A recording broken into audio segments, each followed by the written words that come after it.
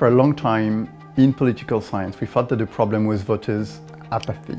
And voters' apathy means that people don't want to participate and stay out of democratic cycles. And recently we've realized that the problem is voters' unhappiness. One of the people on my team, Sarah Harrison, has come up with a brilliant concept, which is that of democratic frustration.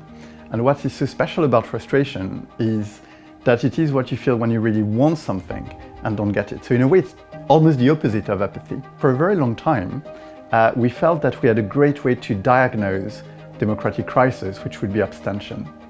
And what we realize is that because the problem is not apathy, but unhappiness, a high turnout doesn't necessarily mean that people are happy. So if you think, for instance, about the French elections this year in July, voter turnout was at a record high, the highest level since the 1980s. So if the problem was voters' apathy, you would say, well, we are out of the crisis, that's brilliant. But the problem is that this is not the case. And it is not the case because now people go to vote, not because they are excited about the choices that they get, not because they believe that politicians are going to make a great positive difference in their lives, but because in many countries around the world, unfortunately, there are some potential outcomes that scare people so much that people mobilize only in order to avoid what they feel would be a disaster.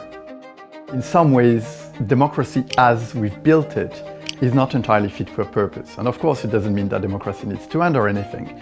But what it really means is that democracy was built with a very specific idea in mind, which was that people would be represented, would want to have power over the future based on political representation, partisan representation, and being able to influence policy within their society, their nation. What we found is that out of a list of key functions people want democracies to perform, those two traditional functions are only the most important for a very, very small minority of people.